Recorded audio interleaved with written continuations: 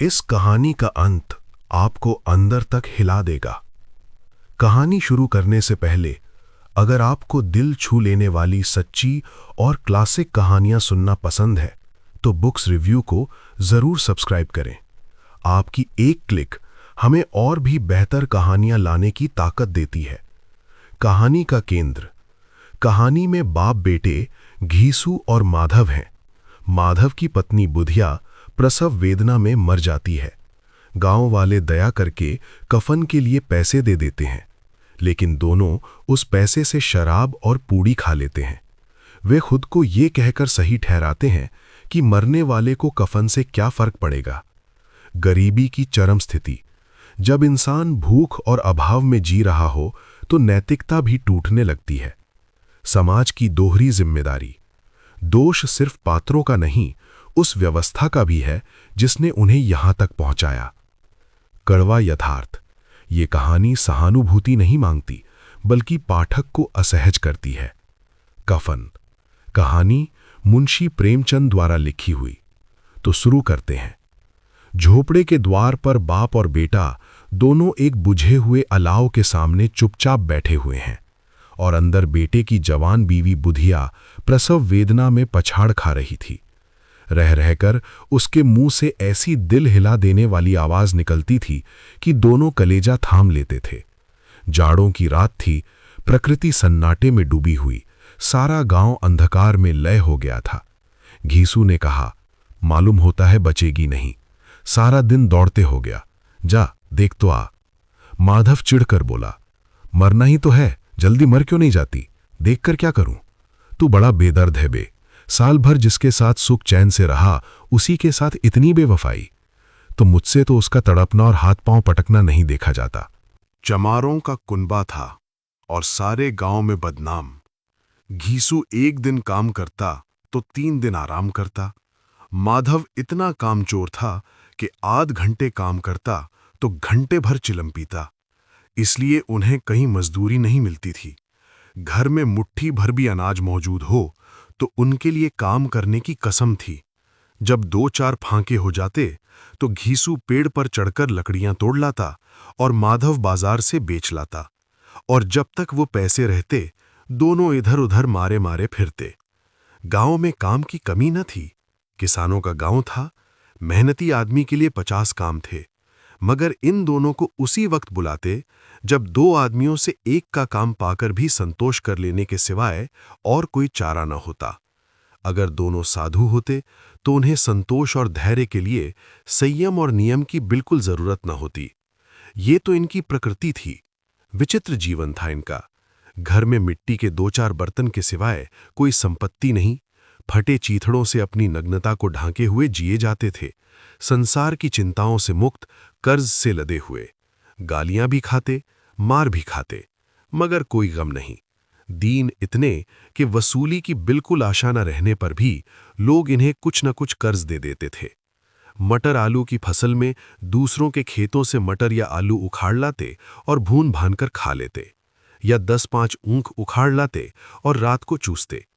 घीसू ने इसी आकाश वृत्ति से 60 साल की उम्र काट दी, और माधव भी सपूत बेटे की तरह बाप ही के पद चिन्हों पर चल रहा था, बल्कि उसका नाम और भी उजागर कर रहा था। इस वक्त भी दोनों अलाव के सामने बैठकर आलू भून रहे थे, जो कि किसी खेत से खोद रहे थे। घीसू की स्त्री का तो बहुत दिन हुए देहांत हो गया था। माधव का ब्याह पिछले साल हुआ था। जब से ये औरत आई थी उसने इस खानदान में व्यवस्था की नींव डाली थी, और इन दोनों बेगैरतों का दोजख भरती रहती थी। जब से वो आई ये दोनों और भी आराम तलब हो गए थे, बल्कि कुछ अकड़ने भी लगे थे। कोई कार्य करने को बुलाता तो निब्याज भाव से दुगनी मजदूरी मांगते। वही औरत आज प्रसव वेदना से मर रही थी, और ये दोनों इसी इंतजार में थे कि वो मर जाए तो आराम से सोएं। घीसू ने आलू निकालकर छीलते हुए कहा, जाकर देख तो क्या दशा है उसकी। चुड़ैल का फिसाद होगा और क्या, यहां तो ओझा भी 1 रुपया मांगता है। माधव को बैठा के वो कोठरी में गया तो घीसू आलूओं का बड़ा भाग साफ कर देगा। बोला, मुझे वहां जाते डर लगता है। तो डर किस बात का है, मैं तो यहां हूं ही। तो तुम ही जाकर देखो ना। मेरी औरत जब मरी थी तो मैं 3 दिन तक उसके पास से हिला तक नहीं, और फिर मुझसे लजाएगी कि नहीं? जिसका कभी मुंह नहीं देखा, आज उसका उघड़ा हुआ बदन देखूं। उसे तन की सुध भी तो ना होगी। मुझे देख लेगी तो खुलकर हाथ पांव भी न पटक सकेगी। मैं सोचता हूं कोई बाल बच्चा हुआ तो क्या होगा। सौंठ, गुड़, तेल कुछ भी तो नहीं है घर में। सब कुछ आ जाएगा, भगवान दे तो। जो लोग अभी 1 पैसा नहीं दे रहे हैं, वे ही कल बुलाकर रुपए देंगे। मेरे 9 लड़के हुए, घर में कभी कुछ न था, मगर भगवान ने किसी न किसी तरह बेड़ा पार ही लगाया। जिस समाज में रात दिन मेहनत करने वालों की हालत उनकी हालत से कुछ बहुत अच्छी न थी, और किसानों के मुकाबले में वे लोग जो किसानों की दुर्बलताओं से लाभ उठाना जानते थे, कहीं ज्यादा संपन्न थे, वहां इस तरह की मनोवृत्ति का पैदा हो जाना कोई अचरज की बात न थी। हम तो कहेंगे घीसू किसानों से कहीं ज्यादा विचारवान था, और किसानों के विचार शून्य समूह में शामिल होने के बदले बैठकबाजों की कुत्सित मंडली में जा मिला था। हाँ, उसमें ये शक्ति न थी कि बैठकबाजों के नियम और नीति का पालन करता, इसलिए जहां उसकी मंडली के और लोग गांव के सरगना और मुखिया बने हुए थे, उस पर सारा गांव उंगली उठाता था। फिर भी उसे ये तस्कीन तो थी ही कि अगर वो फटे हाल है तो कम से कम उसे किसानों की सी जी तोड़ मेहनत तो नहीं करनी पड़ती, और उसकी सरलता और निरीहता से दूसरे लोग बेजा फायदा तो नहीं उठाते। दोनों आलू निकाल निकाल कर जलते जलते खाने लगे। कल से कुछ नहीं खाया था, इतना सब्र न था कि ठंडा हो जाने दे। कई बार दोनों की जबानें जल गईं। छिल जाने पर आलू का बाहरी हिस्सा जबान, हलक और तालू को जला देता था, और उस अंगारे को मुंह में रखने से ज्यादा खैरियत इसी में थी कि वो अंदर पहुंच जाए। वहां उसे ठंडा करने के लिए काफी सामान थे, इसलिए दोनों जल्द जल्द निगल जाते। हालांकि इस कोशिश में उनकी आंखों से आंसू निकल आते। घीसू को उस वक्त ठाकुर की बारात याद आई, जिसमें 20 साल पहले वो गया था। उस दावत में उसे जो तृप्ति मिली थी, वो उसके जीवन में एक याद रखने लायक बात थी, और आज भी उसकी याद ताजी थी। बोला, वो भोज नहीं भूलता। तब से फिर उस तरह का खाना और भरपेट नहीं मिला। लड़की वालों ने सबको भरपेट पूड़ियां खिलाई थीं। सबको, छोटे बड़े सब ने पूड़ियां खाईं, और असली घी की। चटनी, रायपा, 3 तरह के सूखे साग, एक रसेदार तरकारी, दही, चटनी, मिठाई। अब क्या बताऊं कि उस भोज में क्या स्वाद मिला। कोई रोक टोक नहीं थी। जो चीज चाहो मांगो, जितना चाहो खाओ। लोगों ने ऐसा खाया कि किसी से पानी ना पिया गया। मगर परोसने वाले हैं कि पत्तल में गर्म गर्म गोल गोल सुवासित कचौड़ियां डाल देते हैं। मना करते हैं कि नहीं चाहिए, पत्तल पर हाथ रोके हुए हैं, मगर वो हैं कि दिए जाते हैं। और जब सबने मुंह धो लिया तो पान इलायची भी मिली, मगर मुझे पान लेने की कहां सुध थी। खड़ा हुआ न जाता था। चटपट जाकर अपने कंबल पर लेट गया। ऐसा दिल दरियाव खा वो ठाकुर। माधव ने इन पदार्थों का मन ही मन मजा लेते हुए कहा, अब हमें कोई ऐसा भोज नहीं खिलाता। अब कोई क्या खिलाएगा, वो जमाना दूसरा था। अब तो सबको किफायत सूझती है। शादी ब्याह में मत खर्च करो, क्रियाकर्म में मत खर्च करो। पूछो गरीबों का माल बटोर बटोर कर कहां रखोगे। बटोरने में तो कमी नहीं है, हां खर्च में किफायत सूझती है। तुमने एक 20 पूड़ियां खाई होंगी। 20 से ज्यादा खाई थीं। मैं 50 खा जाता। 50 से कम मैंने न खाई होंगी। अच्छा पका था, तू तो मेरा आधा भी नहीं है। आलू खाकर दोनों ने पानी पिया, और वहीं अलाव के सामने अपनी धोतियां ओढ़कर पांव पेट में डाले सो रहे, जैसे 2 बड़े बड़े अजगर गेंडुलिया मारे पड़े हों।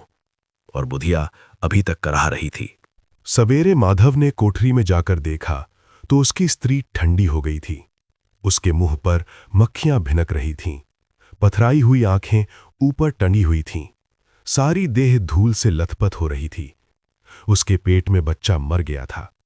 माधव भागा हुआ घीसू के पास आया। फिर दोनों जोर जोर से हाय हाय करने और छाती पीटने लगे। पड़ोस वालों ने ये रोना धोना सुना तो दौड़े हुए आए और पुरानी मर्यादा के अनुसार इन अभागों को समझाने लगे। मगर ज्यादा रोने पीटने का अवसर न था। कफन की और लकड़ी की फिक्र करनी थी। घर में तो पैसा इस तरह गायब था जैसे चील के घोंसले में मांस। बाप बेटे रोते हुए गांव के जमींदार के पास गए। वो इन दोनों की सूरत से नफरत करते थे। कई बार इन्हें अपने हाथों से पीट चुके थे। चोरी करने के लिए, वादे पर काम पर ना आने के लिए। पूछा, क्या है बे घिसवा, रोता क्यों है? अब तो तू कहीं दिखलाई भी नहीं देता, मालूम होता है इस गांव में रहना नहीं चाहता। घीसू में जमीन पर सिर रखकर आंखों में आंसू भरे हुए कहा, सरकार, बड़ी विपत्ति में हूं। माधव की घरवाली रात को गुजर गई। रात भर तड़पती रही सरकार। हम दोनों उसके सिरहाने बैठे रहे। दवा दारू जो कुछ हो सका सब कुछ किया, मुदा वो हमें दगा दे गई। अब कोई एक रोटी देने वाला भी ना रहा मालिक। तबाह हो गए, घर उजड़ गया। आपका गुलाम हूं, अब आपके सिवा कौन उसकी मिट्टी पार लगाएगा? हमारे हाथ में तो जो कुछ था वो सब तो दवा दारू में उठ गया। सरकार ही की दया होगी तो उसकी मिट्टी उठेगी। आपके सिवा किसके द्वार पर जाऊं? जमींदार साहब दयालु थे, मगर घीसू पर दया करना काले कंबल पर रंग चढ़ाना था। जी में तो आया, कह दें चल दूर हो यहां से। यूं तो बुलाने से भी नहीं आता, आज जब गरज पड़ी तो आकर खुशामद कर रहा है। हरामखोर कहीं का, बदमाश। लेकिन ये क्रोध या दंड देने का अवसर न था। जी में कुड़ते हुए 2 रुपए निकालकर फेंक दिए, मगर सांत्वना का एक शब्द भी मुंह से ना निकला। उसकी तरफ ताका तक नहीं, जैसे सिर का बोझ उतारा हो। जब जमींदार साहब ने 2 रुपए दिए तो गांव के बनिए महाजनों को इनकार का साहस कैसे होता। घीसू जमींदार के नाम का ढिंडोला भी पीटना जानता था। किसी ने 2 आने दिए, किसी ने 4 आने। 1 घंटे में घीसू के पास 5 रुपए की अच्छी रकम जमा हो गई। कहीं से अनाज मिल गया, कहीं से लकड़ी। और दोपहर को घीसू और माधव बाजार से कफन लाने चले। इधर लोग बांस वांस काटने लगे। गांव की नर्म दिल स्त्रियां आ आकर लाश देखती थीं और उसकी बेकसी पर 2 बूंद आंसू गिराकर चली जाती थीं। बाजार में पहुंचकर घीसू बोला, लकड़ी तो उसे जलाने भर को मिल गई है, क्यों माधव? माधव बोला, हाँ, लकड़ी तो बहुत है, अब कफन चाहिए। तो चलो कोई हल्का सा कफन ले लें। हाँ और क्या, लाश उठते उठते रात हो जाएगी, रात को कफन कौन देखता है? कैसा बुरा रिवाज है कि जिसे जीते जी तन ढांकने को चीथड़ा भी ना मिले, उसे मरने पर नया कफन चाहिए। कफन लाश के साथ जल ही तो जाता है, और क्या रखा रहता है। यही 5 रुपए पहले मिलते तो कुछ दवा दारू कर लेते। दोनों एक दूसरे के मन की बात ताड़ रहे थे। बाजार में इधर उधर घूमते रहे। कभी इस बजाज की दुकान पर गए, कभी उसकी दुकान पर। तरह तरह के कपड़े, रेशमी और सूती देखे, मगर कुछ जचा नहीं। यहां तक कि शाम हो गई। तब दोनों न जाने किस दैवी प्रेरणा से एक मधुशाला के सामने जा पहुंचे और जैसे किसी पूर्व निश्चित व्यवस्था से अंदर चले गए। वहां जरा देर तक दोनों असमंजस में खड़े रहे। फिर घीसू ने गद्दी के सामने जाकर कहा, साहू जी, एक बोतल हमें भी देना। उसके बाद कुछ चिखोना आया, तली हुई मछली आई और दोनों बरामदे में बैठकर शांतिपूर्वक पीने लगे। कई कुज्जियां ताबड़तोड़ पीने के बाद दोनों सुरूर में आ गए। घीसू बोला, कफन लगाने से क्या मिलता, आखिर जल ही तो जाता, कुछ बहू के साथ तो न जाता। माधव आसमान की तरफ देखकर बोला, मानो देवताओं को अपनी निष्पापता का साक्षी बना रहा हो। दुनिया का दस्तूर है, नहीं लोग बामनों को हजारों रुपए क्यों दे देते हैं? कौन देखता है पर लोक में मिलता है या नहीं? बड़े आदमियों के पास धन है, फूंके। हमारे पास फूंकने को क्या है? लेकिन लोगों को जवाब क्या दोगे? लोग पूछेंगे नहीं कफन कहां है? घीसू हंसा, अबे कह देंगे कि रुपए कमर से खिसक गए, बहुत ढूंढा मिले नहीं। लोगों को विश्वास ना आएगा, लेकिन फिर वही रुपए देंगे। माधव भी हंसा इस अनपेक्षित सौभाग्य पर। बोला, बड़ी अच्छी थी बेचारी, मरी तो खूब खिला पिलाकर। आधी बोतल से ज्यादा उड़ गई। घीसू ने 2 सेर पूड़ियां मंगाई, चटनी, अचार, कलेजियां। शराब खाने के सामने ही दुकान थी। माधव लपक कर 2 पत्तलों में सारा सामान ले आया। पूरा 1.5 रुपया खर्च हो गया, सिर्फ थोड़े से पैसे बच रहे। दोनों इस वक्त इस शान में बैठे पूड़ियां खा रहे थे जैसे जंगल में कोई शेर अपना शिकार उड़ा रहा हो। ना जवाबदेही का खौफ था, ना बदनामी की फिक्र। इन सब भावनाओं को उन्होंने बहुत पहले ही जीत लिया था। घीसू दार्शनिक भाव से बोला, हमारी आत्मा प्रसन्न हो रही है तो क्या उसे पुण्य ना होगा? माधव ने श्रद्धा से सिर झुकाकर तस्दीक की, जरूर से जरूर होगा भगवान, तुम अंतर्यामी हो, उसे बैकुंठ ले जाना। हम दोनों हृदय से आशीर्वाद दे रहे हैं। आज जो भोजन मिला वो कभी उम्र भर न मिला था। एक क्षण के बाद माधव के मन में एक शंका जागी। बोला, क्यों दादा, हम लोग भी एक न एक दिन वहां जाएंगे ही। घीसू ने इस भोले भाले सवाल का कुछ उत्तर न दिया। वो परलोक की बातें सोचकर इस आनंद में बाधा न डालना चाहता था। जो वहां हम लोगों से पूछे कि तुमने हमें कफन क्यों नहीं दिया, तो क्या कहोगे? कहेंगे तुम्हारा सिर। पूछेगी तो जरूर, तू कैसे जानता है कि उसे कफन न मिलेगा? तो मुझे ऐसा गधा समझता है? 60 साल क्या दुनिया में घास खोदता रहा हूं, उसको कफन मिलेगा और बहुत अच्छा मिलेगा। माधव को विश्वास न आया। बोला, कौन देगा? रुपए तो तुमने चट कर दिए, वो तो मुझसे पूछेगी। उसकी मांग में तो सिंदूर मैंने डाला था। कौन देगा बताते क्यों नहीं? वही लोग देंगे जिन्होंने अब की दिया। हाँ, अब की रुपए हमारे हाथ ना आएंगे। ज्यों-ज्यों अंधेरा बढ़ता था और सितारों की चमक तेज होती थी, मधुशाला की रौनक भी बढ़ती जाती थी। कोई गाता था, कोई डींग मारता था, कोई अपने संगी के गले लिपटा जाता था, कोई अपने दोस्त के मुंह में कुल्हड़ लगाए देता था। वहां के वातावरण में सुरूर था, हवा में नशा। कितने तो यहां आकर एक चुल्लू में मस्त हो जाते थे। शराब से ज्यादा यहां की हवा उन पर नशा करती थी। जीवन की बाधाएं यहां खींच लाती थीं और कुछ देर के लिए ये भूल जाते थे कि वे जीते हैं या मरते हैं, या न जीते हैं न मरते हैं। और ये दोनों बाप बेटे अब भी मजे ले लेकर चुस्कियां ले रहे थे। सबकी निगाहें इनकी ओर जमी हुई थीं। दोनों कितने भाग्य के बली हैं। पूरी बोतल बीच में है। भरपेट खाकर माधव ने बची हुई पूड़ियों का पत्तल उठाकर एक भिखारी को दे दिया, जो खड़ा इनकी ओर भूखी आंखों से देख रहा था और देने के गौरव, आनंद और उल्लास का अपने जीवन में पहली बार अनुभव किया। घीसू ने कहा, ले जा, खूब खा और आशीर्वाद दे। जिसकी कमाई है वो तो मर गई, मगर तेरा आशीर्वाद उसे जरूर पहुंचेगा। रोए रोए से आशीर्वाद दो, बड़ी गाढ़ी कमाई के पैसे हैं।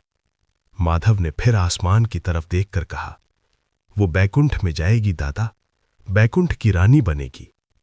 घीसू खड़ा हो गया और जैसे उल्लास की लहरों में तैरता हुआ बोला, हां बेटा, बैकुंठ में जाएगी। किसी को सताया नहीं, किसी को दबाया नहीं, मरते मरते हमारी जिंदगी की सबसे बड़ी लालसा पूरी कर गई। वो ना बैकुंठ जाएगी तो क्या ये मोटे मोटे लोग जाएंगे, जो गरीबों को दोनों हाथों से लूटते हैं और अपने पाप को धोने के लिए गंगा में नहाते हैं और मंदिरों में जल चढ़ाते हैं। श्रद्धालुता का ये रंग तुरंत ही बदल गया। अस्थिर के नशे की खासियत है। दुख और निराशा का दौरा हुआ। माधव बोला, मगर दादा, बेचारी ने जिंदगी में बड़ा दुख भोगा, कितना दुख झेल कर मरी। वो आंखों पर हाथ रखकर रोने लगा, चीखे मार मार कर। घीसू ने समझाया, क्यों रोता है बेटा?